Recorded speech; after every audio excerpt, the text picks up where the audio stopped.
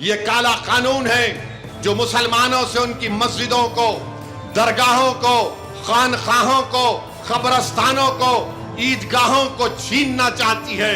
यह कानून इसलिए लाया गया ताकि मुस्तकबिल में कोई भी वक्फ ना कर सके। यह कानून इसलिए लाया गया ताकि मुसलमानों को उनकी इबादतगाहों से दूर कर दिया जाए। इसमें किसी भी तरीके से वक्फ को बचाने का कोई कानून नहीं है।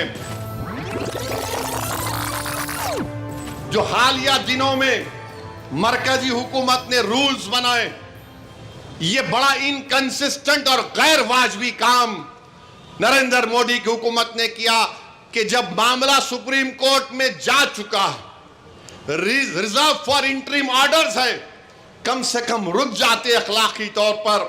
मगर आपने एक रूल बनाया और रूल 6(1), रूल 10(1) क्या कहता है कि आपको 3 महीने के अंदर वक्फ रजिस्टर में जाना पड़ेगा।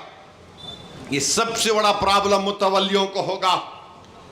रूल 10(2) ये बोलता है कि डॉक्यूमेंटेशन, वक्फ डीड्स, ये सब चीजों को आपको रिकॉर्ड में देना पड़ेगा। नॉन कंप्लायंस में क्या होगा? रूल 7 सबसे खतरनाक रूल 7 है। 3C एक सेक्शन है इस कानून में जो कहता है कि अगर गवर्नमेंट में वक्फ बोर्ड में कब्जा होगा तो गवर्नमेंट एक सीनियर ऑफिसर को यह बोलेगी कि आप तय करो ये जायदाद वक्फ की है या गवर्नमेंट की है।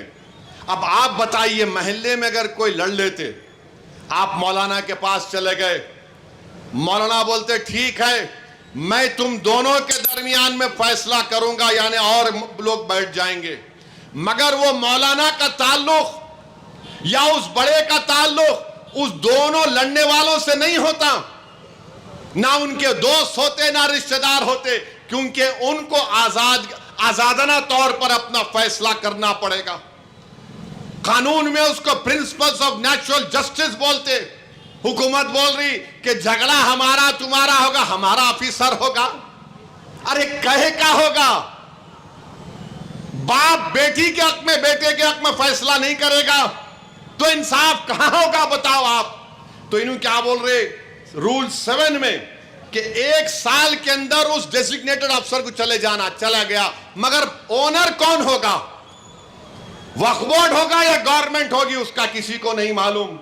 रूल 10(2) देख लो आप, रूल 10(c) देख लो आप, ये ऐसे रूल्स बनाए गए जिससे वक्फ को नुकसान होगा। Rule 10(2)(o), 11(2)(p). अब इस कानून में कह दिया गया कि अगर कोई कबायली है, आदिवासी है, तो वक्फ नहीं कर सकता। कैसे नहीं कर सकते भाई? भारत के संविधान में कोई भी आदिवासी मुसलमान हो सकता है। लक्षद्वीप का MP मुसलमान है, हमदुल्ला सईद आदिवासी है। क्या लक्षद्वीप का मुसलमान अल्लाह के नाम पे जायदाद नहीं कर सकता? तो आपने रूल बना दिया कि रूल 10(2)(o), रूल 11(2)(p) जो 5th और 6th शेड्यूल में आता है। बताइए आप क्या है ये? फिर रूल 6(1) रिट्रोस्पेक्टिव, यानी पहले क्या हुआ था। यानी ये सब ऐसे रूल्स बनाए जा रहे हैं जिससे वक्फ बोर्ड का नुकसान कराना चाहते हैं। इसीलिए हमको अपने एहतजाज को कामयाब करना है। और याद रखिए, बीजेपी RSS के पास एक लिस्ट है जो कहते हैं कि तारीख के किसी वक्त में मस्जिद नहीं थी। ये कौन तय करेगा? इस तरह का काला कानून बनने के बाद कलेक्टर को, डेजिग्नेटेड ऑफिसर को इतने पावर्स दे दिए गए रूल 3C में, और फिर हमसे कहा जा रहा है कि आपको डॉक्यूमेंट लाना पड़ेगा।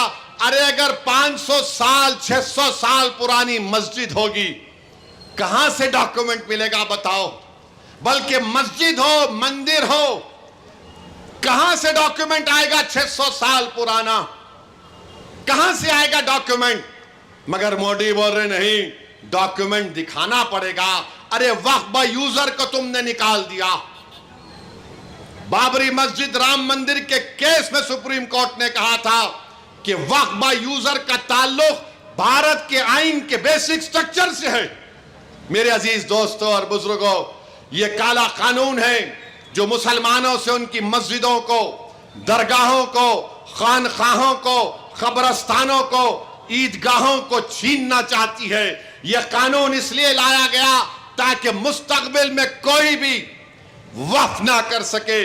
यह कानून इसलिए लाया गया ताकि मुसलमानों को उनकी इबादतगाहों से दूर कर दिया जाए। इसमें किसी भी तरीके से वक्फ को बचाने का कोई कानून नहीं है। क्यों 3C लाए? आसारे कदीमा है, कई मसाजिद आसारे कदीमा के मातहत आती हैं। मालिक वक्फ बोर्ड नहीं होगा, मालिक आसारे कदीमा होगा। माने बनाने वाला कौन? और आसारे कदीमा के नाम पर ASI उसका मालिक बन जाएगा। तो मेरे अजीज दोस्तों और बुजुर्गों, ये बीजेपी की पॉलिसी है।